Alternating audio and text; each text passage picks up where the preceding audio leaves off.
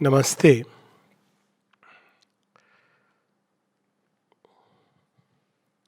अशुपति का योग विषय है और समय की सीमा का स्मरण रखते हुए मैं सीधा मूल विषय पर आता हूँ। अशुपति का योग बुक 1 कैंटो 3 से प्रारंभ होता है और बुक 3 कैंटो 4 तक चलता रहता है। बुक 1 कैंटो 3 के पहले बुक 1 कैंटो 1 और 2 में श्री अरविंद हम लोगों को स्वयं ही इस कथा का परिचय दे देते हैं। कैंटो 1 में वो बताते हैं कि जैसे महानिशा में उषा काल एक नई स्फूर्णा लेकर आता है, उसी प्रकार से मानव जीवन में जो बर्डेंड है भाग्य से, अंधकार से, अचित से, उसके बीच में सावित्री का जन्म हुआ है और वो इस नव उषा काल की ही तरह एक नव सृष्टि को लेकर के आई हैं। बुक 1 कैंटो 2 में श्री अरविंद बताते हैं कि आखिर वे क्यों आई हैं, जिनके बारे में जो भाग्य, जन्म, कर्म की विधाता हैं, नियंता हैं, जो जन्म मृत्यु के परे हैं, जो व्यक्त और अभिव्यक्त अनाभिव्यक्त दोनों के परे हैं, जो देवताओं की माता हैं, जिनसे स्वयं परमेश्वर जन्म लेते हैं, वे क्यों इस मानव शरीर को धारण करके इस मर्त्यलोक की पथरीली जमीन पर, कंटीली जमीन पर क्यों उतरी हैं। तो ये बुक 1 कैंटो 2 में इशू में श्री अरविंद बताते हैं कि मनुष्य की असल समस्या क्या है और उस समस्या के लिए स्वयं जगन माता को क्यों आना पड़ा मानव देह धारण करके। जैसा हम सब जानते हैं, श्री अरविंद ने जो दीदी ने अभी बताई बड़ी सुंदर बात कि ये केवल एक एलेगरी नहीं है, ये केवल एक पुरातन काल की कहानी नहीं है, ये एक प्रोजेक्ट है जो भगवान ने प्रारंभ किया है वैदिक काल के समय। और वो जन्म जन्म में वे ही दोनों सावित्री, सत्यवान, अशुपति ये आते रहे मनुष्य के इस प्रोजेक्ट को मनुष्य के मार्ग से माध्यम से आगे बढ़ाने के लिए। अब ये डिवाइन प्रोजेक्ट यदि या डिवाइन इवेंट यदि मैं कहूँ तो वो अपनी परिसमाप्ति की वेला में आ गया है और चूंकि वो अब अपनी परिसमाप्ति के अंतिम घड़ी पर है, इसलिए श्री अरविंद हम सबके सामने ये पूरा प्रोजेक्ट, डिवाइन प्रोजेक्ट जो सृष्टि के प्रारंभ से चल रहा है और इसका भविष्य क्या है, क्या भगवान ने हमारे लिए प्लान किया है, अब वो हम सबको दे रहे हैं और हम सबका इसमें क्या रोल है ये भी बता रहे हैं। तो अब सावित्री का परिचय हो जाता है बुक 1 कैंटो 2 में। लेकिन ये सावित्री, जगन माता क्यों सावित्री का रूप धर के यहाँ पर उतरी हैं, ये एक लाइन में श्री अरविंद समराइज करते हैं बुक 1 कैंटो 3 में। और वो एक लाइन है, a world's desire compelled her mortal birth. पूरे संसार की पीड़ा, संसार की पुकार, हम लोग जैसे पढ़ते हैं अपने पुराणों में कि पृथ्वी पुकारती है और भगवान का अवतरण होता है। तो यहाँ पर ए वर्ल्ड्स डिजायर, क्या है संसार की पीड़ा, किस चीज़ की पुकार है उसके अंदर। और लाइफ डिवाइन में जैसे वो प्रारंभ में ही बताते हैं, वो पुकार है फ्रीडम की, मॉर्टैलिटी की, आनंद की, सत्य की, प्रेम की। और ऐसा प्रेम, ऐसा सत्य, ऐसा आनंद जो दिव्य हो, अलौकिक हो, जिसके अंदर किसी प्रकार के विघटन की संभावना ना हो, जिसके अंदर कोई शैडो ना हो, इस प्रकाश को मनुष्य ढूंढता रहा है। और अब इस पीड़ा को, इस एंग्विश को, इस डिजायर को, संसार की पूरी इस कामना को अपने अंदर धारण करते हैं कौन? अशुपति। तो वहाँ अशुपति का वर्णन आता है कि one in the front of the immemorial quest, जो काल की स्मृति के पहले से एक क्वेस्ट चल रही है, खोज चल रही है। तो कोई है जो प्रोटैगनिस्ट के रूप में, जिन्होंने इस खोज को अपने अंदर धारण किया हुआ है और युग युग में, काल के अनेकों खंडों में वो एक विभूति के रूप में और इस बार अवतार के रूप में वे इस क्वेस्ट को आगे ले जाने के लिए, अपनी परिसमाप्ति की ओर ले जाने के लिए, मनुष्य को त्राण देने के लिए, उसके अल्टीमेट नियति के फुलफिलमेंट के लिए वो इसको धारण करते हैं। अब अशुपति का योग वहाँ से प्रारंभ होता है। उन्होंने अपने अंदर इस एंग्विश को, धरती की पीड़ा को धारण किया है। हम देखते हैं श्री अरविंद के सिंबल में ascending triangle, matter aspiring through light, life and love, इनके द्वारा जो जड़ तत्व है उसके अंदर एक अभिप्सा है, उस अभिप्सा को धारण करके वो सामने आते हैं। लेकिन कैंटो का जो नाम है द सोल्स रिलीज, पहला योगा ऑफ द किंग, लेकिन इसके पहले कि इस पीड़ा का अल्टीमेट सॉल्यूशन उनको मिले, सबसे पहली चीज़ जो आवश्यक है हम सबके लिए, और अशुपति उस ओर मार्ग इंगित करते हैं। एक बड़ी सुंदर लाइन है सावित्री में, only they who save themselves can others save. हम संसार को बचाना चाहते हैं, उसके ऊपर तरह तरह के कमेंट करते हैं, लेकिन जब हम स्वयं को ही नहीं बचा सकते, हम जब स्वयं ही नहीं समझ पाते कि पीड़ा क्या है, तो हम किस तरह से बचाएंगे। तो अशुपति जो पहला कदम लेते हैं इस योग में, the souls release from what.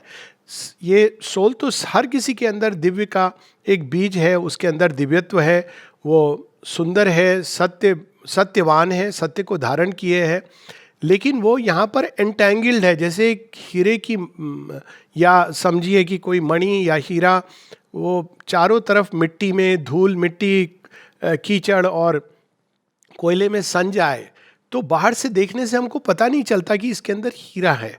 और वो हीरा हम सबके अंदर है, लेकिन इतनी अधिक शताब्दियों की धूल मिट्टी इस पर पड़ी हुई है कि वो ना हम देख पाते ना समझ पाते। कोई कहता भी है तो हमको ये मानना कठिन होता है, किंतु यही वो चमचम हीरा है जिसके अंदर से प्रकाश की ओर पुकार उठती है।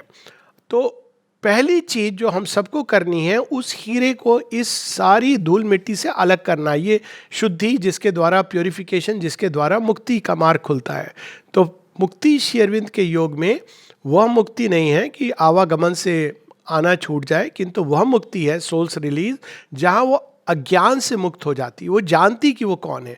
जब वो आइडेंटिफाइड रहता है, जैसे कोई व्यक्ति प्रतिबिंब को ही समझ बैठे कि मैं हूँ, और या कोई व्यक्ति अपनी जो पहचान, अनेकों पहचान जन्म से जो लेकर के पैदा होता है और साथ में ऐड करता रहता है जैसे जैसे वो बड़ा होता है, उनको वो समझने लगता है कि मैं ये हूँ, और अंत में वो एक विजिटिंग कार्ड में सिमट जाता है और मृत्यु उपरांत वो एक पिक्चर में, फ्रेम में सिमट जाता है। लेकिन ये मिथ्या पहचान है। हमारी पहचान ये नहीं है। हमारी पहचान है हम आनंद से पुत्र हैं, अमृत से पुत्र हैं। तो पहली चीज है उस हीरे की कणी को इन सब से, धूल मिट्टी कीचड़ से बाहर निकलना है। और जब तक इसमें वो फंसी रहती है तब तो वो नाना प्रकार के कष्टों को देखती है, अनुभव करती है, और जब वो इससे बाहर आ जाती है तो वो क्या अवस्था होती है। पहले हम उस क्विकली, बहुत शीघ्रता में हम लोग चलेंगे क्योंकि समय की सीमा। एक बड़ा सुंदर वर्णन है पेज 32-33 पर कि सेल्फ रियलाइजेशन क्या होता है, क्या होती है वो रिलीज फ्रॉम इग्नोरेंस। तो इसमें बहुत सारी चीज़ें बताई गई हैं और उसका मार्ग भी बताया गया है कि इसमें जैसे जैसे चेतना का विस्तार होता है, जैसे जैसे चेतना सूक्ष्म होती जाती है, अनेकों लोगों के अलग अलग भिन्न अनुभवों से गुजरती है। अभी हम जैसे ग्रॉस सेंसेस से संसार को अनुभव करते हैं, वैसे नहीं हम अनुभव करते हैं रिफाइनमेंट के द्वारा। तो ये सब इसमें बहुत सुंदर वर्णन है बुक 1 कैंटो 3 में, किंतु हम लोग केवल उस वर्णन को पढ़ेंगे जहाँ पर इसका जो, जिसको कहते हैं सोल की फ्रीडम, वो कितनी अद्भुत होती है। क्या होता है जब ऐसा हो जाता है। A vast unanimity ended life's debate.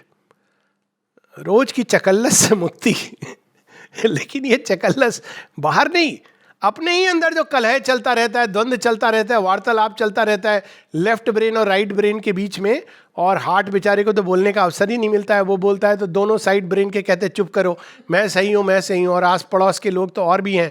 तो ये वास्ट यूनानिमिटी, एक यूनानिमिटी के साथ, एक बहुमत नहीं, एक मत के साथ वो सारा डिबेट समाप्त हो जाता है।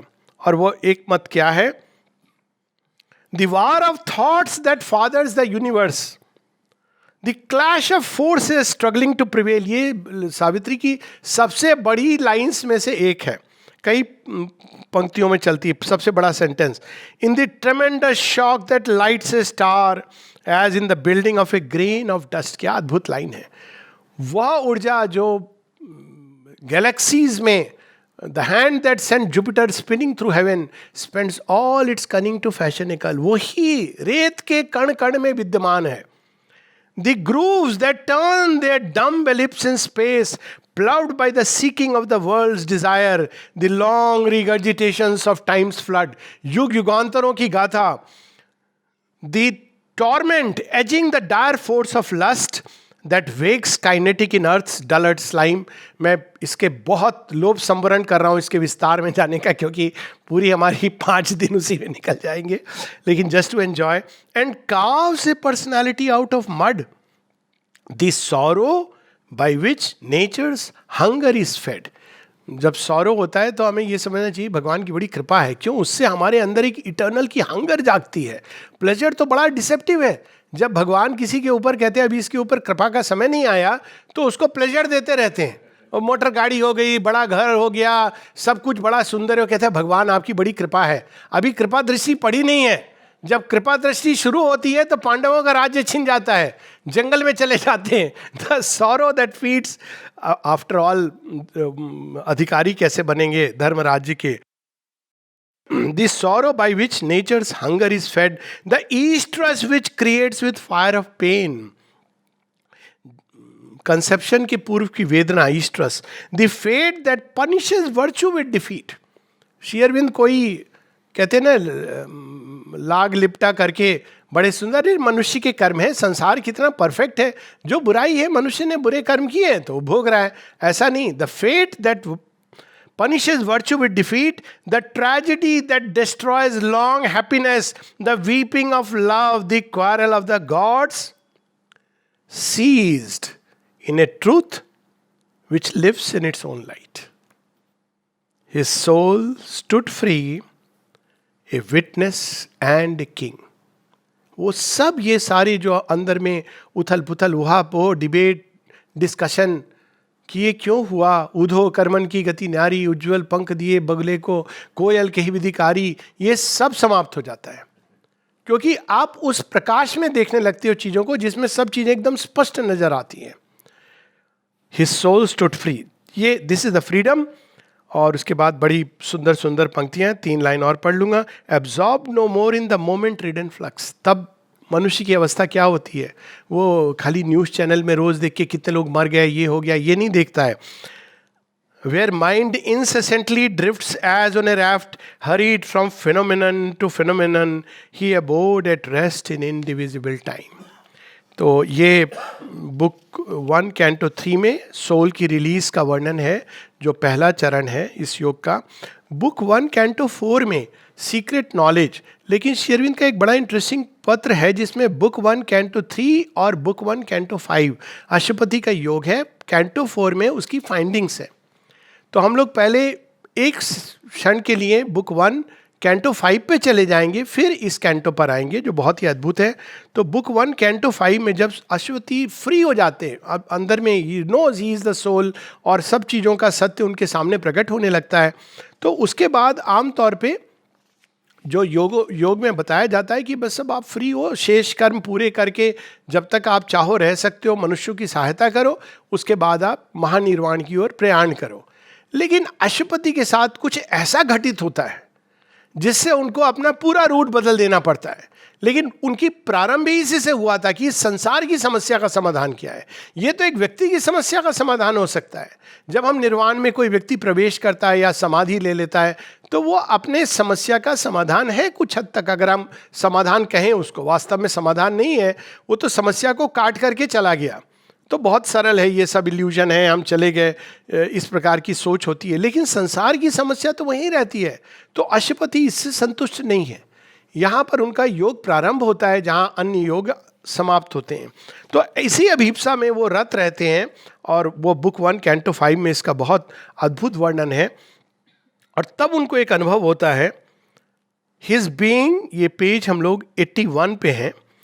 तो अशुपति जैसे जैसे चेतना में ऊपर उठते जाते हैं, फ्रीडम के बाद भी वो वहाँ रुकते नहीं हैं और देखते हैं कि चेतना के अन्य स्तर क्या हैं, अन्य लोग, भुवन। उनको देखते देखते अचानक वो जब ऊपर की ओर उठ रहे हैं, as does it rose to meet him bare and pure, a strong descent leap down, a might, a flame, a beauty half visible with deathless eyes. ये कृष्ण और काली का ये वर्णन कहीं नहीं मिलता है लिटरेचर में। कृष्ण और काली का वर्णन है। A beauty half visible with deathless eyes, देवता भी जिस सौंदर्य को देख नहीं सकते। A violent ecstasy, a sweetness dire. Krishna तो बड़े मधुर हैं, मधुरम मधुरम मधुरम मधुरम बोलते बोलते उन्होंने चक्र के द्वारा पूरा महाभारत करा दिया। Sweetness dire. और वहीं काली वायलेंट बट एक्सटेसी, जो वीर हैं, जो इस योग पे शीघ्रता से जाना चाहते हैं, वो वेलकम करते हैं कि जगन माता काली रूप में आओ और slay our egos. So violent ecstasy, a sweetness dire, enveloped him with its stupendous limbs and penetrated nerve and heart and brain that thrilled and fainted with the epiphany. उस प्रचंड ताप को, तेज को, आनंद को, उसको सहन करना संभव नहीं है मनुष्य के लिए. ये भी अशुपति अनुभव कर रहे हैं. In a moment shorter than death, longer than time, by a power more ruthless than love, happier than heaven. Love भी बड़ा ruthless होता है. कितनी सुंदर वाणी है. By a power more ruthless than love. Love तो रुथ इज केयर लेना, tenderness, ये तो लव का एक पर्यायवाची है. लेकिन लव बड़ा रुथलेस हो सकता है. क्यों? वो आपके और प्रेमी के बीच में कोई बाधा नहीं आने देगा. तो जब भगवान का लव रुथलेस होता है तो ऐसा होता है कि आप संसार से अटैच हो नहीं सकते. प्रयास करके देख लीजिए, मतलब नहीं करिए, डेंजरस है. वो खींच करके अपनी ओर ले जाएंगे, कितना भी कोशिश करेंगे. तो ruthless than love. In a taken sovereignly into eternal arms. So ये पूरा वर्णन है वो उस रूपांतरण का जो अशुपति प्रारंभ में अनुभव करते हैं. तो ये वो यदि चाहते तो इस रूपांतरण के मार्ग पर चल सकते थे और अपने व्यक्तिगत रूपांतरण की ओर जा सकते थे. लेकिन अचानक वो देखते मैं तो संसार की पीड़ा के लिए आया हूँ. यदि मैं रूपांतरण कोई ऐसी उससे हो भी जाए तो संसार क्यों है, ये इसकी नियति क्या है. तो वो सब हम देखते हैं सीक्रेट नॉलेज में. ये बहुत ही अद्भुत कैंटो है, बुक 1 कैंटो 4. इसमें प्रायः सब कुछ है जो जानने योग्य है, और जो इसमें नहीं है वो जानने योग्य नहीं है. जो कुछ उपनिषदों में, वेदों में, जो कुछ भी है तंत्र में, उस सब का सार सीक्रेट नॉलेज में. वास्तव में ये एक प्रकार से वेद रहस्य है जिसमें श्री अरविंद वो सब कुछ देते थे. आत्मा क्या है, आत्मा कैसी होती है, और फिर पृथ्वी क्या है, पृथ्वी के ऊपर क्या कार्य चल रहा है, और देवता कैसे होते हैं, देवलोक में, निम्न लोकों में कौन से ऐसे जीव है जो हमको बढ़ने से रोकते हैं, और वो देवता कैसे एक्ट करते हैं. लगता है कई बार हमारी प्रार्थना नहीं सुनते हैं. तो above is there grandeur walk, और फिर किस तरह से इस धरती के ऊपर दिव्य नियति प्रकट होगी और उसकी क्या प्रोसेस होगी, सब कुछ इसमें बता दिया गया है. भगवान यहाँ पे क्या कर रहे हैं, जर्रे जर्रे में तो हैं, पर क्या कर रहे हैं, कहाँ मिलते हैं, और उनके जितने भी लेवल्स हैं, सब कुछ एक सार रूप में बता दिया गया है. मनुष्य की जीवन यात्रा जन्म जन्मांतर की क्या है. क्या ये पाप पुण्य का विधान है जहाँ भगवान ने एक स्टिक एक हाथ में और एक कैरेट लेके बैठे हुए हैं. श्री अरविंद कहते कदापि नहीं. ये तो एक ऐसी यात्रा है जो निरंतर प्रगति की ओर जा रही है. पहले हम प्रारंभ करते हैं एक छोटी सी चेतना से, और विस्तृत होते होते हम एक समय, एक ऐसी सीमा पर पहुंचते हैं जहाँ पृथ्वी भी हमारे लिए पृथ्वी की सीमाएं भी हमारे लिए छोटी पड़ जाती हैं, जब हम तैयार होते हैं उस अल्टीमेट ट्रुथ के लिए. तो ये बहुत अद्भुत है कैंटो, जिसमें हम लोग केवल 2 छोटे पैसेज पढ़ेंगे जो संसार की नियति से संबंधित है. ये तो हम लोगों ने पढ़ा है कि भगवान मानव रूप धारण करते हैं. क्यों धारण करते हैं, अब यहाँ पर उसका एक पेज 67 पर बड़ा सुंदर उदाहरण है. One who is in us the absolute, the perfect, the immune. One who is in us is our secret self. सच्चा स्व वही तो है हमारे. स्व भी है और स्वामी भी हैं. Our mask of imperfection is assumed. ये क्या है, राम जी आके भटक रहे हैं जंगल जंगल, कहाँ है माता सीता. कृष्ण जी आकर के नन्हे पांव चल रहे हैं, गिर रहे हैं, उठ रहे हैं, माखन नहीं खाया मैंने. ये कौन सी लीला है. तो ये जो लीला है भगवान की, जो मास्क ऑफ इम्परफेक्शन पहन के आते हैं, he has made this tenement of flash is own. इसको घर बनाने की क्या जरूरत थी. उनके लिए तो जगन माता के पाँव के लिए स्वर्ग छोटे पड़ जाएं. तो वो इन मनुष्य के पाँव में अपने पाँव डाल के कैसे आती हैं. He has made this tenement of flesh his own, his image in the human measure cast, that to his divine measure we might rise. भगवान मनुष्य बनते हैं ताकि मनुष्य उदाहरण को लेकर के दिव्य बन सके। ये और बात है कि जब वो मनुष्य बनते हैं तब हम कहते हैं कि तुम तो मनुष्य हो, और जब वो मनुष्य नहीं रहते तो हम कहते हैं तुम हो ही नहीं। तो पुअर भगवान के लिए तो दोनों तरफ ऐसा लगता है कि लूज लूज सिचुएशन है। अगर वो ऊपर हैं तो हम कहते हैं दिखते नहीं, होते नहीं, हो भी कि नहीं हो। लेकिन जब वो मनुष्य बन जाते हैं तो इम्परफेक्शन का मास्क पहनते हैं, तो हम कहते हैं परफेक्ट तो नहीं हो, भगवान को तो परफेक्ट होना चाहिए। इसी उहापों में हम रह जाते हैं। This transfiguration is earth's due to heaven. A mutual debt binds man to the supreme. एक कॉन्ट्रैक्ट साइन किया है हम दोनों ने मिलके, मनुष्य और परमेश्वर ने। तो वो कॉन्ट्रैक्ट ये है कि तुम मेरा काम करो, मैं तुम्हारा काम करूँगा।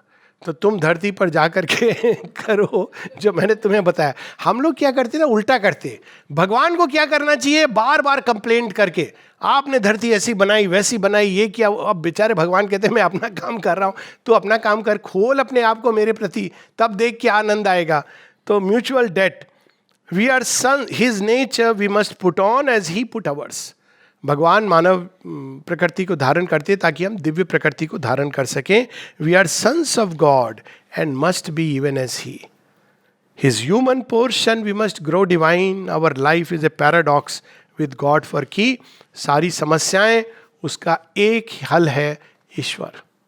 और ये सच है, ये चाहे कोरोना हो या संसार के मानव संबंधों की समस्या हो या सोशल प्रॉब्लम्स हो, कंडीशनिंग हो, प्रोफेशन की प्रॉब्लम, अंतिम हल यदि कहीं है तो वो ईश्वर के पास है। और वो क्या हल है कि तुम जो मेरी दिव्य प्रकृति है उसको धारण करो, तुम देखोगे कि समस्याएं समाप्त हो जाएंगी। समस्याएं आती इसलिए कि हमको उस ओर प्रोपेल करती जाए। तो इस सेंस में वो हल गॉड के पास है। और यही चीज पेज 72 में मानव नियति के बारे में कहते हैं। ऑलवेज, यहां पुरुष प्रकृति का भी बहुत सुंदर अद्भुत सत्य उद्घाटन किया है। And never can the mighty traveller rest, and never can the mystic voyage cease, till the nescient dusk is lifted from man's soul and the morns of God have overtaken his night. थोड़ी देर आराम कर लो, नहीं, denied है। नींद में भी नहीं है, ड्रीम्स आते रहेंगे।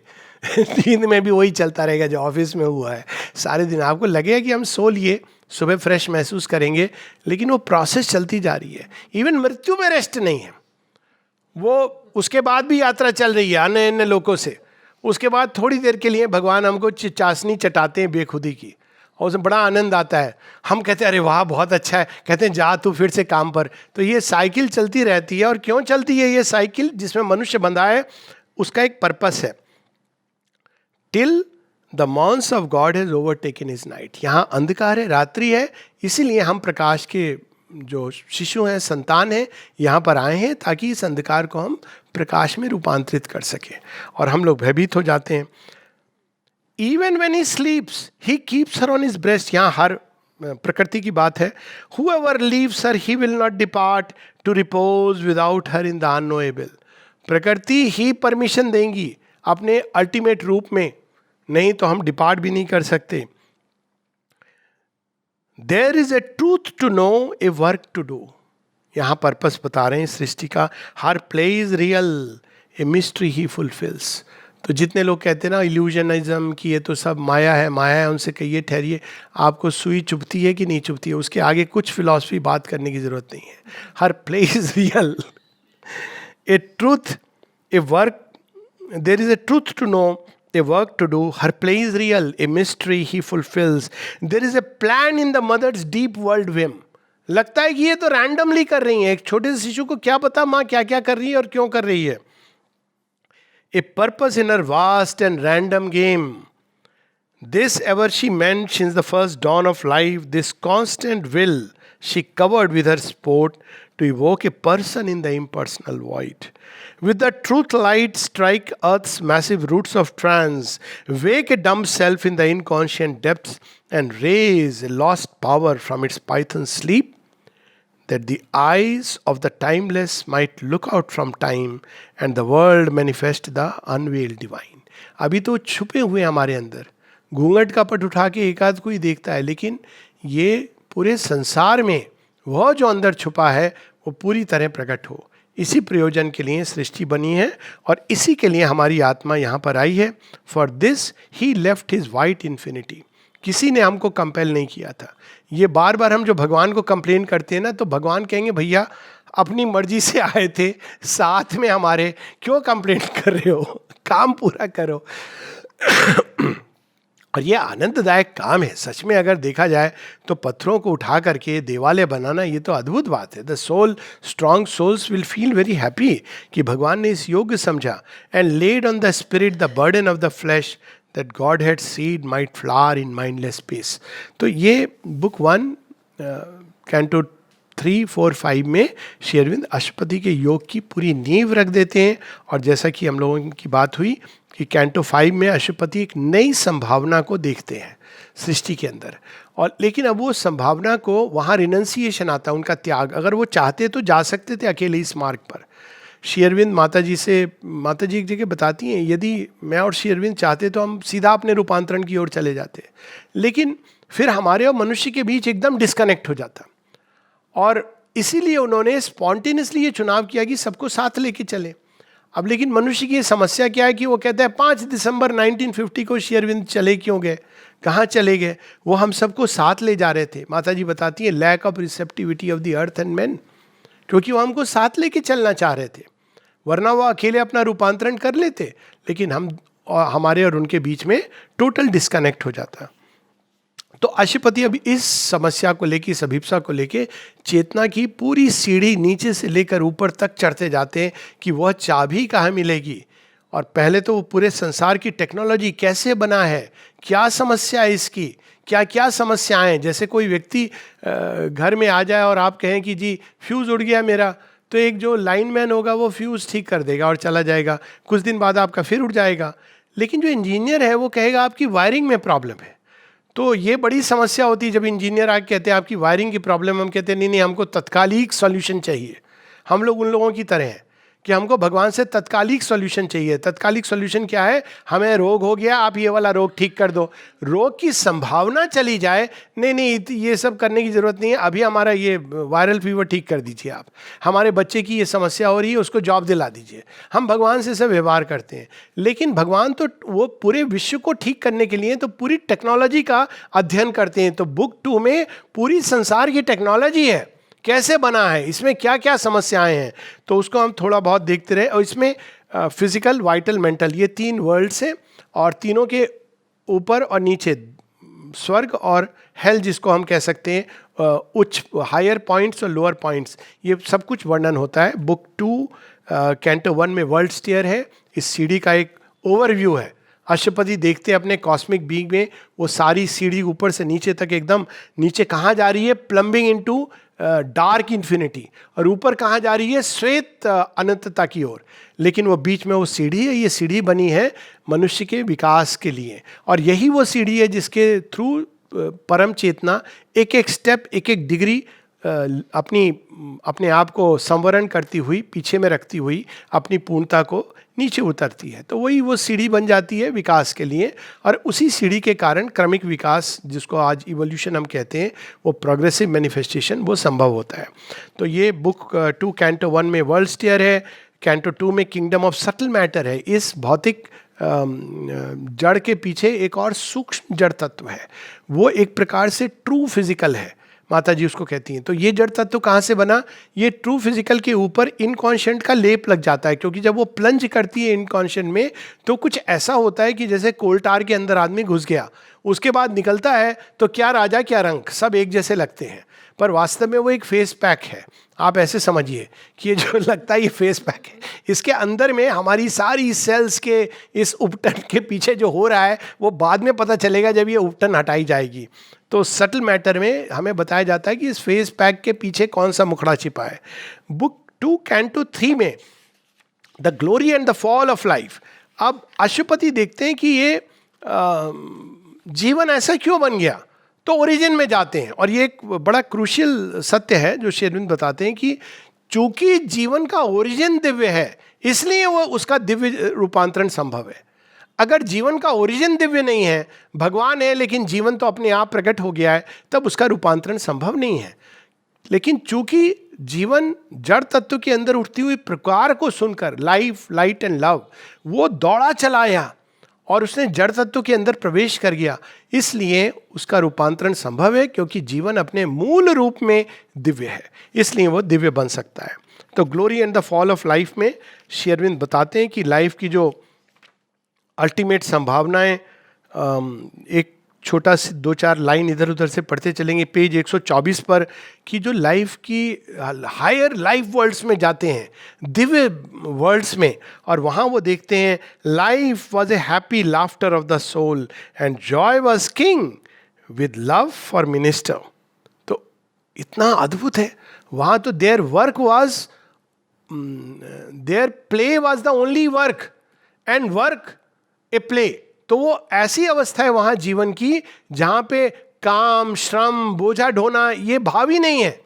वहां पे सारा काम ऐसा लगता है कि खेल खेला जा रहा है। वहां जीवन एक प्ले के रूप में प्रकट होता है। प्ले में कोई गिरता है, उठता है, और वो पूरा वर्णन हम बुक 2 कैंटो 3 में देखते हैं। और जब अशुपति ये देखते हैं तो मार्ग ढूंढने लगते हैं कि ये इस जगत को मैं कैसे प्रकट करूं यहाँ पर। तो देखते हैं कि नहीं, एक पर्दा है, वो देख पा रहे हैं लेकिन वो आ नहीं रहा है, वो जगत यहाँ नीचे। तो तब वो प्रारंभ करते हैं प्राण जगत की सबसे निम्न, वहां से प्रारंभ करते हैं। 1 सेल ऑर्गेनिज्म जब वो प्रकट होता है जड़ तत्व के अंदर, कि चलो मैं इस छोर को पकड़ करके आगे बढ़ता जाता हूं। और बढ़ते बढ़ते इसमें पहले वो लिटिल लाइफ की किंगडम्स है, जिसको हम क्षुद्र प्राण कह सकते हैं। और वो क्षुद्र प्राण क्या है? वही प्राण जो भोजन, मैथुन, निद्रा इसी में लगा हुआ है, और उपवास में भी उसका इसी का एक दूसरा रूप है।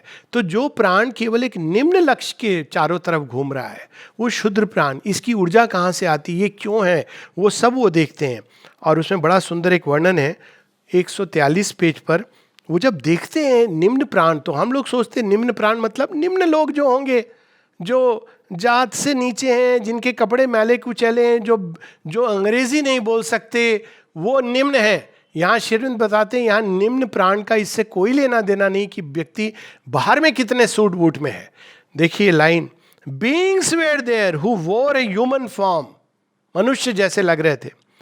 Absorbed they lived in the passion of the scene, जो बस तत्कालिक चीज़ों को देखकर, टीवी, अखबार, व्हाट्सएप, इसी में जिनकी चेतना घुसी हुई है, उसी को सत्य समझ रहे हैं, ये निम्न प्राण है। Content to breathe, to feel, to sense, to act, life had for them no aim save nature joy. जो केवल जो ये कहते हैं लाइफ इज फन, हम जीवन में बस जितने प्लेजर के लिए हम जिए वही जीवन का लक्ष्य है, ये निम्न प्राण है। निम्न प्राण का हमारी बाहरी एजुकेशन, हमारी डिग्री, हमारे वस्त्र, इनसे कोई लेना देना नहीं है। धन दौलत, जात पात, इससे लेना देना नहीं है। और कुछ पंक्तियां नीचे, fix not his inward I upon himself, इस तरह के बीइंग्स अपने अंदर नहीं देखते हैं। वो कहते हैं कि ये तो व्यर्थ की चीजें हैं, असल चीज तो जीवन तो बाहर है, घूमो फिरो मौज करो, ये उनके जीवन का लक्ष्य है। He saw the drama only and the stage, nor turned to find the author of the plot. He saw the drama only and the stage. There was no brooding stress of deeper sense. The burden of reflection was not borne. और कुछ पंक्ति और नीचे, It thirsted not for the secret wells of truth. सत्य की चाह नहीं है। सत्य की जगह क्या है? जो भी आ गया, देखिए ये प्रवृत्ति आप एकदम डिस्टिंग्विश, व्हाट्सएप में जो आता है अक्षरशः सत्य। अच्छा व्हाट्सएप को छोड़ दीजिए, किताब में लिखा है, कहाँ? हार्वर्ड यूनिवर्सिटी के प्रोफेसर ने लिखा है, सो व्हाट? मतलब उस चीज को हमें खुद ही रिफ्लेक्ट करके देखना चाहिए। कोई भी चीज जब हम केवल एक इस मानसिकता से ग्रहण कर लेते हैं कि फला फला ने लिखी है इसलिए सही होगी, तो वो गलत है। भारतवर्ष में आप्त वाक्य प्रमाण केवल ऋषियों का माना गया था, और बाकी किसी चीज को आप्त वाक्य प्रमाण नहीं माना गया है। You have to research, analyze, understand, reflect, और सत्य की खोज। It thirsted not for the secret wells of truth, but made a register of crowding facts and strung sensations on a vivid thread. It hunted and it fled and sniffed the wings, or slothed inert in the sunshine and soft air. To enjoy and to survive was all their care. उनके जीवन का यही लक्ष्य था कि कैसे भी चल के मैं सर्वाइव करूं और जीवन को एंजॉय करूं। और इस प्रकार से फिर अगले कैंटो में, बुक 2 कैंटो 5 में, गॉडेट्स ऑफ द लिटिल लाइफ, ये जो जीवन है इसके पीछे क्षुद्र देवता हैं जो मनुष्य को प्रॉम्प्ट करते हैं इस दिशा में चलने के लिए। और जब हम ऐसा जीवन जीते हैं तो हम उनके अधीन जीवन जीते हैं, और उनको क्या होता है, बड़ा मजा आता है। माता जी ने कहा है the gambler of Monte Carlo कि आदमी जुआ लगा रहा है, जीत रहा है, उसको बड़ा मजा आ रहा है। तो कई बार हमको लगता है हाँ हमें सक्सेस मिल गई, एम्बिशन पूरा हो गया, भगवान की बड़ी कृपा है। पता नहीं भगवान की कृपा है या पीछे डिजायर्स का खेल है, और डिजायर्स के पीछे वो क्षुद्र शक्तियाँ कार्य कर रही हैं। और उनको बहुत सुंदर इसमें अद्भुत वर्णन है, a thinking puppet is the mind of life, all is the commerce of a secret power. तो इस बाहर के जीवन के पीछे जो एक सीक्रेट कॉमर्स चलता है वो देख रहे, वो खेल खेल रहे होते हैं हमारे साथ। और जब ये खेल खेल के उनका मन उब जाता है तो खिलौने को तोड़कर किनारे फेंक देते हैं। तो ये इसका वर्णन है। और इसमें as long as intellect's outward gazing sight serves earthy interest and creature joys and incurable littleness pursues his days. जब तक मनुष्य की बुद्धि केवल बाहर की चीज में रमी हुई है और केवल छोटे छोटे क्षुद्र प्लेजर्स के पीछे भाग रही है, तब तक उसका जीवन एक इनक्यूरेबल लिटिलनेस, क्षुद्र ही रहेगा। वो चाहे कितना भी बाहर से डिग्रीज अपने विजिटिंग कार्ड में रख ले, लेकिन भगवान के विजिटिंग कार्ड में वो शून्य है। माता जी की वो है ना प्रेयर्स एंड मेडिटेशन के पहले, some give their soul to the divine, some give their life, some their work, some their money. Sequence अलग है। तो माँ कहती हैं कुछ लोग ये देते हैं, फिर कहते हैं some give all of them their themselves, they give soul, life, work, money, they are the true children of God, and others give nothing. वो केवल भगवान से क्या दे रहे हो मुझे, क्या दे रहे हो, क्या दे रहे हो। तो माँ कहती है from the divine point of view they are valueless ciphers. संसार में उनका मूल्य हो सकता है, लेकिन डिवाइन पॉइंट ऑफ व्यू से दे आर वैल्यूलेस साइफर्स। तो साइफर्स को हम लोग पीछे छोड़ दें। उसके बाद फिर इस शुद्र जीवन के अंदर एक प्राण का एक हायर वाइडर मूवमेंट प्रकट होता है, जो हम देखते हैं हीरोइक एजेस में, जहाँ शक्ति, एक महत्वाकांक्षा जो पूरे दूर तक जाना चाहती, या इवन कोमल भाव, इमेजिनेशन, तो वो केवल रोटी कपड़ा मकान में फंसी नहीं है, केवल एक सरफेस प्लेजर्स नहीं, बल्कि उनको सेक्रीफाइस करती है कुछ हायर चीज धरती पर प्रकट करने के लिए। तो हम ग्रेटर लाइफ में देखते हैं, लेकिन वहाँ भी वो नहीं कर पाती है। अंत में वो यही कह पाती है कि बस एक कल्पना के रूप में रह जाता है, आज चल के तुझे मैं लेके चलूँ एक नीले गगन के तले, जहाँ गम भी ना हो, आंसू भी ना हो, बस प्यार ही प्यार तले। गाना बहुत सुंदर है, लेकिन वो गाना चरितार्थ केवल 3 घंटे की पिक्चर में शायद संभव हो, उसके आगे वो चरितार्थ नहीं हो पाता है। तो श्री अरविंद देखते हैं कि ग्रेटर लाइफ के अंदर ये इतनी अद्भुत प्यास है, लेकिन वो प्यास क्यों प्यास ही रह जाती है। वो बहुत जगह पानी पीना चाहती है, लेकिन अंत में वो प्यास रह जाती है। तब हम देखते हैं कि बड़े अद्भुत कैंटो हैं ये, बुक्स 2 कैंटो 7 और 8। वो कहते हैं कि ये वर्ल्ड क्यों नहीं आगे बढ़ता है, फेल्योर क्या है, इसमें समस्या क्या है। तब वो देखते हैं कि जैसे एक पतंग के बंधी होती है डोर से, लटाई से, तो ये जो चिड़िया ऊपर उठ रही है प्राण की, उसके पांव तो इनकॉन्शियंट ने बांध करके अपने पास रखे, वो जितना उड़ने देगा उतनी ही उड़ेगी, उसके बाद वो खींच करके वापस ले आती है। तो इनकॉन्शियंट क्या है, तो वो नाइट के अंदर जाते हैं। ये एक ऐसी अद्भुत चीज़ है जो जहाँ तक मैं जानता हूँ स्पिरिचुअल लिटरेचर में आज तक कोई योगी नहीं गया है। And I can say this with certainty. सारे स्पिरिचुअल, आप वेद वेदांत सब बहुत अच्छी बात है, आप पढ़ लीजिए, लोगों की बात होती है पुराणों में, लेकिन उस अंधकार में जाके वो क्या है, वो केवल बाहर से वो वेल नहीं देख रहे हैं कि एक अंधेरा है जिसमें स्टेप्स है, वो उसके अंदर चले जाते हैं, क्योंकि वहीं पर उसका समाधान ढूंढना है। तो श्री अरविंद की कई यूनिक चीज़ों में ये भी है। और वहाँ जाके देखते हैं बड़ा भयावह दृश्य है वहाँ, a lie was there a truth and truth a lie. तो वहाँ सच इस तरह से बोला जा रहा था कि वो झूठ है, और झूठ जो है वो सच को प्रतिबिंब करता हुआ, वो कहते हैं ना बार बार झूठ बोलते बोलते वो सच हो जाता है। तो ऐसा वहाँ पे विकट जाल है जिसके अंदर मनुष्य की आत्मा यदि फंस जाए तो निकलना मुश्किल हो जाता है। उसका भी वर्णन है। और उस जगत में truth was exiled lest she should dare to speak. उस जगत में अगर सत्य बोलेगा कोई तो ब्लास्फेमी, उसके फतवा जारी कर दिया जाता उस जगत में। तो ये ऐसा जगत है, आगे मैं कुछ कहना नहीं चाहता हूँ। और ये जगत केवल वो जगह जगह पर है। पेज 209 पे, इन high professions wrapped self will and walked wide. High professions, डॉक्टरों के अंदर, वकीलों के अंदर, राजाओं के अंदर वो अंधकार बोल रहा है। And license talked prating of order and right, वो बात कर रहे हैं, नहीं ऑर्डर होना चाहिए, मानव अधिकार के लिए हम एनजीओ चलाएंगे, लेकिन उसके पीछे वही अंधकार बैठा हुआ, उनके मुख से मिथ्या कथाएं दे करके संसार के सारे धन को, संसार की सारी ऊर्जा को, संपदा को अंधकार के कामों में ले जा रहा है। There was no altar raised to liberty, खाली फ्रीडम की बात होती थी। True freedom was abhorred and hunted down, harmony and tolerance nowhere could be seen. Each group proclaimed its dire and naked law, a frame of ethics knobbed with scriptural rules.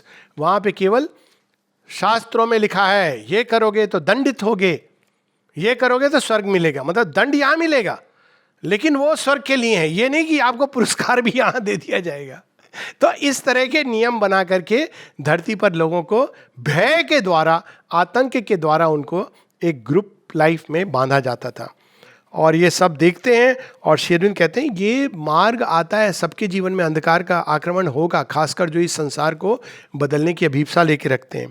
तो उनके लिए Sherwin कहते हैं कि जब here must the traveler of the upward way for daring hell's kingdoms winds the heavenly route, pause or pass slowly through that perilous space, a prayer upon his lips and the great name. माँ माँ माँ माँ माँ माँ माँ माँ कहते हुए प्रार्थना और माँ के नाम का स्मरण। जब ये इस तरह का भयावह दृश्य, केवल भयावह नहीं होता है, वो एक जाल है जिसमें वो खींचता चला जाता है, तो माँ के नाम का स्मरण हमें बचाता है।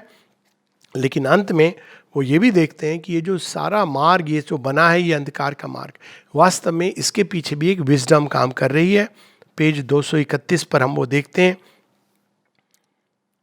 He saw in night the eternal shadowy veil, knew death for a cellar of the house of life, in destruction felt creation's hasty pace, knew loss as the prize of a celestial gain, and hell as a shortcut to heaven's gates. Please don't take this shortcut. But अगर वो जीवन में आ जाए तो ये जान लीजिए कि भगवान हमको शॉर्टकट से ले जा रहे हैं। माँ माँ माँ का नाम लेते हुए शॉर्टकट से निकल जाइए, वो ले जाएंगी। इससे गुजरने के बाद paradise of the life gods, यानी जो कहते हैं ना कि जो ईश्वर के लिए लड़ते हुए मर जाता है, उसका जो अपभ्रंश जो हम देखते हैं कि भाई मर जाओ, भगवान के लिए ब्लो कर दो तो तुमको स्वर्ग मिलेगा, जन्नत मिलेगा इत्यादि। एक्चुअली वो भारतवर्ष में जो थी ना कि वीर गति को जो योद्धा प्राप्त करते हैं उनको सीधा स्वर्ग के द्वार खुल जाते हैं। तो अब वो सारी चीज़ें जो हिंदुइज्म की हैं वो डिस्टॉर्ट की गई, उसमें ये डिस्टॉर्शन था, तुम अपने बॉडी को ब्लो कर दो और काफिरों को मार डालो तो तुम्हें स्वर्ग मिलेगा। तो ये it's a distortion of something else. तब वहाँ से वो प्राण जगत से निकल के वो हम देखते हैं कि बुक 2 कैंटो 10 में kingdoms and godheads of the little mind वह मन है जो अब तक मनुष्य के अंदर अभिव्यक्त हुआ है, यानी फिजिकल माइंड जो केवल सेंसेस से जीता है, वाइटल माइंड जो इमेजिनेशन करता है, और रैशनल माइंड जो रीज़न के द्वारा जीवन को समझने की चेष्टा करते हैं। लेकिन शेरविंद ये देख लेते हैं कि रीज़न कितना भी प्रयास कर ले ऑर्डर लाने की, सिमेट्री लाने की, लेकिन उसके पास वो चाबी है ही नहीं कि इस संसार को बदल सके। तो वहाँ से निकलकर वो प्रवेश करते हैं कैंटो 11 में, kingdoms and godheads of the greater mind. क्या यहाँ पर संभावना है ग्रेटर माइंड कोई जो जीनियस होते हैं, महाकवि होते हैं, या साइंटिस्ट जो क्रिएटिव साइंटिस्ट हैं, आर्टिस्ट हैं, म्यूजिशियंस, नॉट रिपीटिशन वाले, जिन्होंने नई राग दी संसार में, नया नृत्य दिया, साथ में ऋषि मुनि जो एक उच्च चेतना के स्तर में उठते हैं, क्या इनके पास समस्या का समाधान है? तो अंत में जाते हैं कि ये तो बस सोचते हैं कि इनके पास समाधान है। ये हालांकि देवताओं की ऊर्जा से प्रभावित है, लेकिन ये लोग तो जानते ही नहीं कि जगन माता कौन है, और बिना जगन माता को जाने इनके पास समाधान नहीं मिल सकता। तो बड़ी सुंदर पंक्तियाँ इसमें, आई विल स्किप। और फिर कैंटो 12 में हेवेंस ऑफ द आइडियल, जब ग्रेटर माइंड के ऊपर जाते हैं तो वह जो जिसको वेदों में स्वर लोक, जो सूर्य की रश्मि और उर्मी और ऊर्जा से जो लोक बने, अब वहाँ जा कर के एक पहला लिबरेशन होता है। वहाँ पर हम लोग एक प्रकार से हम ये कहें कि सगुण ब्रह्म में प्रवेश करते हैं, जहाँ एक एक देवता जिसका एक पूरा लोक है वो जगत वहाँ पे हेवेंस ऑफ द आइडियल में प्रकट होता है। और यहाँ जाने के दो बड़े सुंदर रूट बताते हैं श्री अरविंद। एक रूट है जो मन के ऊपर से जाता है, वहाँ पे तपस्या के मार्ग से, एक दूसरा जो हृदय के अंदर से डेथलेस रोज, वो बड़ा सौंदर्य और मधुरता से भरा हुआ रूट है। वहाँ भी समस्या का समाधान नहीं। वहाँ जब पहुँचते हैं अशुपति तो उनको कहा जाता है तुम भी एक अपना धर्म संप्रदाय बना लो। और आज से तो अशुपति कहते हैं मेरी कोई रुचि नहीं है, मैं एक नया धर्म संप्रदाय बनाने नहीं आया हूँ, मैं मनुष्य की समस्या का समाधान लेकर आया हूँ। तो वो कहते हैं ये तो अब हमारे पास नहीं है। तो इसके परे वो देखते हैं in the self of mind, जिसको आम तौर पे हम लोग कहते हैं निर्वाण या कैवल्य। ये मन के अंदर एक रिफ्लेक्शन होता है सेल्फ का, और ऐसा लगता है वहाँ पर जाकर के कि ये सब कुछ जो है ये तो एक इल्यूजन मात्र है और इससे निकल जाना ही अच्छा है। तो अशुपति वहाँ पहुँच जाते हैं। ये अनुभव उनको ये सब हो चुके थे पौंडीचेरी आने के पहले, पर वो कहते हैं कि नहीं, ये तो मैं नहीं खोज रहा हूँ, मैं तो कुछ और खोज रहा हूँ। तो जब उनकी खोज उस निर्वाण अवस्था में भी जारी रहती है, तब बड़ा सुंदर कैंटो है द वर्ल्ड सोल। तो तब हम देखते हैं कि विश्वेश्वर उनके सामने, एक प्रकार से हम कहें कृष्ण जो सारे कॉस्मोस को चला रहे हैं, ये ओवर माइंड के पास जा कर के वो देखते हैं कि सारा संसार में अनेकों जो गतियाँ हैं लोअर ट्रिपल वर्ल्ड की, वो सब उस सोर्स से आ रही हैं। और ये बहुत सुंदर वर्णन है। वहाँ जा कर के उनका जगन माता से दर्शन होता है, और जगन माता उनको, वो जानती हैं कि ये क्या चाह रहे हैं। तो हालांकि उनको चॉइस देती हैं, एक हाथ जब ऊपर उठाती हैं तो वो कहती हैं कि ले तुझे चाहिए तो तीनों लोकों का राज्य ले ले, त्रिलोकाधिपति बन जा, या तुझे चाहिए तो इटर्नल की ओर तू जा सकता है। तो अशुपति को तो वो संसार का राज्य नहीं चाहिए, इसलिए अशुपति उनके चरणों में गिरकर वो केवल सरेंडर्ड हो जाते हैं कि आपको पता है मुझे कहाँ जाना है, और वो फिर उनको आगे की ओर भेज देती हैं, वो द्वार खोल देती हैं। उनके बिना हम आगे नहीं जा सकते। और जब द्वार खोलती हैं तो कैंटो 15 में अशुपति ओवर माइंड और सुपर माइंड, अब परार्ध और अपरार्ध, परार्ध जो उच्चतर लोक हैं जहाँ मृत्यु नहीं है, जहाँ एकत्व है, और अपरार्ध जो लोअर ट्रिपल वर्ल्ड है, मन के, प्राण के, शरीर के, जहाँ पे डिवीजन है। और इवन हायर ऊपर हम जाते ओवर माइंड में तो यूनिटी आने लगती है, लेकिन फिर भी अल्टीमेट यूनिटी वहाँ भी नहीं है, वहाँ भी संभावना रहती है डिवीजन के आने की। तो उस परार्ध और अपरार्ध के जो बॉर्डर लाइन है, अब वहाँ अशुपति खड़े हुए हैं। तो उसमें जो उनका अनुभव होता है किंगडम्स ऑफ ग्रेटर नॉलेज, जब वहाँ पहुँच जाते हैं तो उनको क्या क्या प्राप्त होता है। एक, he becomes equal to the first creator seers. उनको कहा जाता है कि जैसे मनु हैं, जैसे अनेकों ऋषि हैं जो सप्त ऋषि हैं, जैसे 14 मनु हैं, तो आप इनकी श्रेणी में अब आ गए हो, अब आप भी संसार को चलाइए। उनको ये पदवी दी जाती है कि you become one of them. अब जो विश्वयज्ञ है वो आपके हाथों से भी संपन्न होगा। तो अशुपति अच्छी बात है, लेकिन विश्वयज्ञ रहेगा तो वही संसार, तो वहाँ भी नहीं रुकते हैं और उसके पार जाते हैं। तब वो जब पार जाते हैं तो बुक 3 है, अद्भुत पुस्तक है, book of the divine mother, और पहला कैंटो है परसूट ऑफ द अननोएबल। ये वो क्षेत्र है जहाँ किसी ने प्रवेश नहीं किया, क्योंकि यहाँ प्रवेश करने से सब कुछ समाप्त हो जाता है। इवन सोल एक बड़ी हल्की सी लाइन, जैसे अनंत महासमुद्र के अंदर एक हल्की सी रेखा हो, वैसा विश्व और आत्मा ऐसी प्रतीत होने लगती है। वहाँ सब कुछ जो कुछ मेड है वो खत्म हो जाता है, वहाँ आप प्रवेश कर ही नहीं सकते हैं। कोई भी ऐसी चीज़ जो मेड है, चाहे वो देह है, मन है, प्राण है, हृदय के भाव, मन के विचार, सब छूट जाएंगे वहाँ पर। केवल चप्पलें नहीं छूटती हैं, सब कपड़े उतार लिए जाते हैं, थरो सर्च, और एकदम नग्न अवस्था में। और प्रवेश करने का मतलब है वहाँ हाहाक और गिरे पड़े, कोई वापस नहीं आता। उसका ही दर्शन हम देखते हैं अद्वैत में, और दर्शन किया है ऋषियों ने। उसमें प्रवेश करने का अर्थ ये था कि हम वापस नहीं आ सकते। तो ब्रह्म निर्वाण तक जाते हैं, लेकिन रुके रहते हैं वो लोग संसार के लिए। अशुपति वहाँ पहुँच गए, और उसका वर्णन है a being formless, featureless and mute, 309, aware for ever that knew it self by its own termless self. भगवान कैसे जानते हैं स्वयं को? अपने आप, अपने अंदर से स्वयंभू हैं। Aware for ever in its motionless depths, in uncreating, uncreated and unborn, the one by whom all live, who lives by none. A silent cause, occult, impenetrable, infinite, eternal, unthinkable alone. अब ये एक ऐसी wall है जो पार नहीं की जा सकती, ये तो अननोएबल है, उनके बारे में कुछ नहीं जाना जा सकता अनलेस आप उनके साथ एक होते हैं।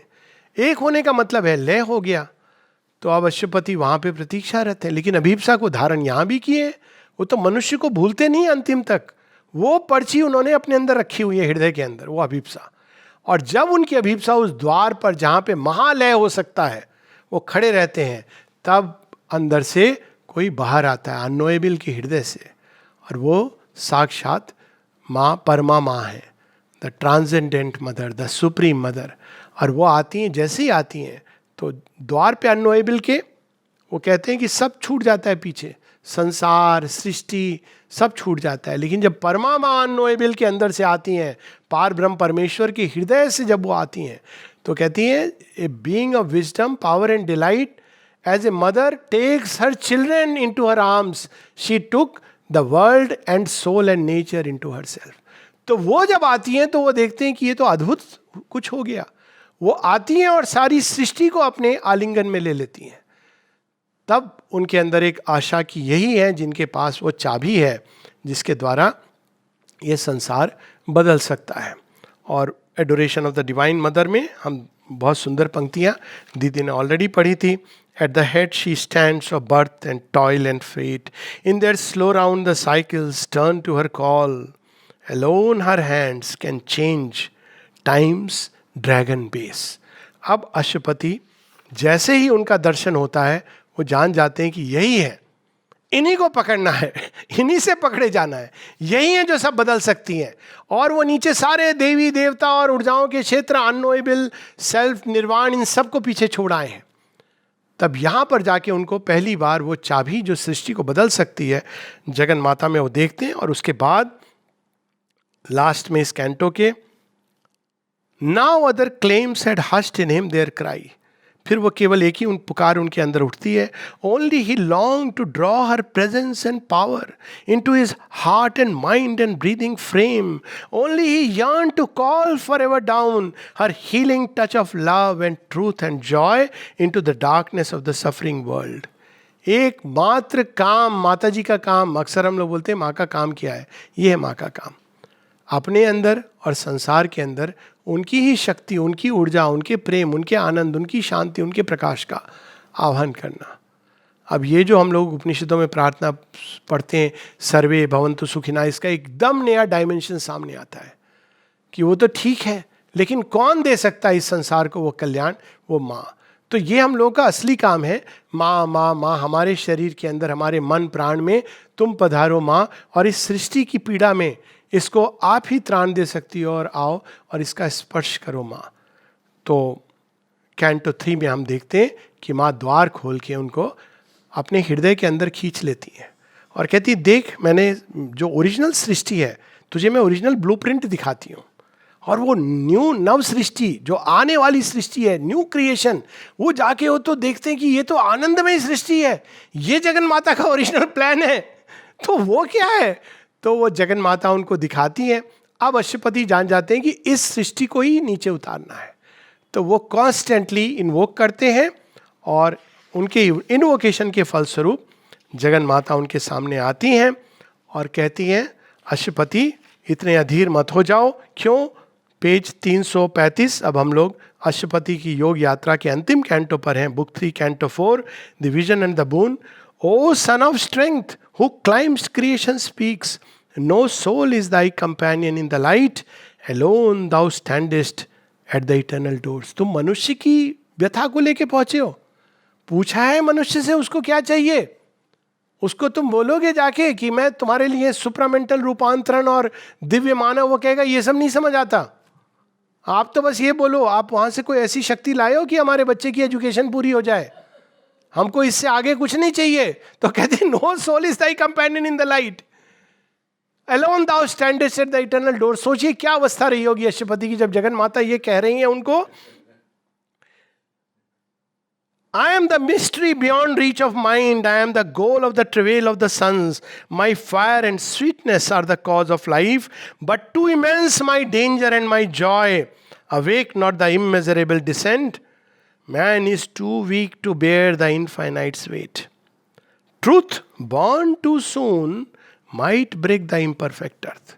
जल्दबाजी नहीं करो, अभी मनुष्य तैयार नहीं है, अभी तो रोटी कपड़े मकान में उलझा है, उसको बहुत सारे कुछ जन्मों तक केवल ब्याह रचाने दो, उसके बाद उसको प्रेम भी कुछ होता है, ये दिमाग में आएगा कि इंस्टीट्यूशंस के परे कुछ और है। अभी उसको स्कूल में जाने दो, डिग्री लेने दो, उसके बाद उसको समझ आएगा कि ज्ञान भी कुछ होता है। डिग्री लेने से ज्ञान नहीं मिलता है, कई बार विलुप्त हो जाता है। तो अभी तो मनुष्य बहुत दूर है, अभी उसको खिलौनों से खेलने दो, जब उब जाएगा तब वो कहेगा आनंद भी मुझे चाहिए, तब मैं कहूंगी उसके सारे खिलौने छीनकर आनंद तो कहीं और है, तो अपने अंदर ढूंढ। तो वो अशुपति को डिस्करेज इन द सेंस कि अभी मनुष्य तैयार नहीं है अशुपति, मिलियन ईयर्स उसको चलने दो, तुम क्यों जल्दबाजी कर रहे हो। लेकिन वो तो फोररनर है। पहुंच गए। अब वो जगन माता से सबसे चतुराई वाला वर मांगते हैं। क्या वर मांगते हैं? अपने लिए कुछ नहीं मांगते हैं, अपने लिए कुछ नहीं मांगते हैं, संसार के लिए मांगते हैं। O truth defended in thy secret sun, page 345। Voice of a mighty musings in shut heavens on things withdrawn within her luminous depths. Oh, wisdom, splendor, mother of the universe. Powerful lines हैं. Creatrix, the eternal's artist bride. Linger not long with thy transmuting hand, pressed vainly on one golden bar of time. माँ, युग आप बदल सकती हो, कोई आवश्यक नहीं है कि 10,000 40,000 वर्ष कलयुग चलता रहे। क्या असंभव है आपके लिए? As if time dare not open its heart to God, O radiant fountain of the world's delight, world free and unattainable above, O bliss, whoever dwellest deep hid within, while men seek the outside and never find. और ये वर्णन करके कहते हैं, आप क्यों नहीं शरीर धारण करके आ जाती, मनुष्य को तैयार कर दीजिए, काल की गति को परिवर्तित कर दीजिए, युग परिवर्तन कर दीजिए, क्योंकि मनुष्य बहुत पीड़ा में है और अगर मिलियन ईयर्स उसको इस पीड़ा के मार्ग से गुजरना है तो वो तो मनुष्य के प्रतिनिधित्व कर रहे हैं। कहते हैं कि माँ ये तो बहुत ज़्यादती है, तो आप आ जाइए और आप बदल दीजिए। ये सच है कि मनुष्य तैयार नहीं है, पर आप तो जानती हो कि मनुष्य को कैसे तैयार करना है, तो आप स्वयं आइए। साक्षात जगत जननी माँ का जब आह्वान करते हैं तब जगन माता उनको वरदान देती हैं, पेज 346 पर। O strong forerunner, I have heard thy cry. हे शक्ति में अग्रदूत, है सुनी पुकार तुम्हारी। One shall descend and break the iron law. One कौन है? मैं ही रूप धारण करूंगी, आऊंगी। बड़ा सुंदर वर्णन है। लास्ट में 4 पंक्तियां हैं। A seed shall be sown in death's tremendous hour. जब सब जगह मृत्यु का नृत्य हो रहा होगा, उस समय मैं आऊंगी। क्यों? मृत्यु ने जब सब क्लियर कर दिया होगा, अब मैं आकर के एक नव सृष्टि का निर्माण करूंगी। A branch of heaven transplant to human soil, nature shall overleap her mortal step, fate shall be changed by an unchanging will. उस मृत्यु की वेला में जब 2 विश्व युद्ध और न जाने क्या क्या पार्टीशन और ये सब हो रहा था, उस समय श्री अरविंद मनुष्य को सावित्री का गिफ्ट दे रहे थे। A branch of heaven transplant to human soil. उस समय जगन माता शरीर धारण करके एक युग परिवर्तन कर रही थी। और हम लोग देखते हैं कि 1956 के बाद जो कुछ हुआ, और उस branch of heaven transplant to human soil, a seed shall be shone in death's tremendous hour, उसका जो जीवन प्रमाण है वो 5 दिसंबर से 9 दिसंबर के बीच में है, जब जो महानिशा की वेला है। यदि संसार में आज तक कोई ट्रेजेडी हुई है, ये मेरा अपना मानना है, जिसको हम ट्रेजेडी ऑफ ट्रेजेडीज कह सकते हैं एक दृष्टि से, हालांकि वो ग्रीव करने की चीज़ नहीं है, वो जब समझ आता है तो श्री अरविंद ने स्ट्रेटेजिक सेक्रीफाइस दी, लेकिन वो है श्री अरविंद का 5 दिसंबर। मैं कोई शब्द नहीं यूज़ करूँगा, महाप्रयाण, महासमाधि, ये सब शब्द छोटे हैं, ये हमारी भाषा की सीमा है, हमारी समझ की सीमा है। 5 दिसंबर से 9 दिसंबर के बीच में जो घटित हुआ अघटन घटन, आज ही कोई बता रही थी कि कैसे उस समय, वो जब छोटी थी इस समय 1950 में, तो सब ने कहा सुबह सुबह चलो दर्शन के लिए आश्रम। उनको पता नहीं क्या हो गया है, और वो लाइन लगा के श्री अरविंद का दर्शन चलते हैं। तो कहती है हम देख के, अरे वो तो सो रहे, क्या प्रॉब्लम क्या हुई है? दर्शन करके आ जाती हैं। उनको यही नहीं समझ आ रहा उन लोगों को कि हुआ क्या है। लोग कह रहे हैं उन्होंने बॉडी छोड़ दिया, कहाँ, वो तो बड़े अच्छे से सो रहे हैं, इतने अच्छे से सो रहे हैं, इसमें क्या है। तब धीरे धीरे फिर रोज जाते हैं, 60,000 70,000 ना जाने कितने लोग जाते हैं, और वो स्वर्णिम प्रकाश पहली बार धरती के अंदर 111 घंटे तक आरोपित रहता है। वहाँ उसका पहली बार रोपण हो जाता है, और उस रोपण के कारण ही 29 फरवरी 1956 को नवचेतना, सुपरामेंटल कॉन्शियसनेस अभिव्यक्त होना प्रारंभ होती है। उनको बहुत बहुत नमन। हम पूरे जीवन, आने वाले एक एक सांस श्री अरविंद माता जी को यदि अर्पित कर दें तो वो भी हमारे लिए वो भी कम होगा, और यदि हम ऐसा कर पाएँ तो ये हमारा परम सौभाग्य होगा। आज का हम लोग यहीं समाप्त करेंगे। अशुपति का योग।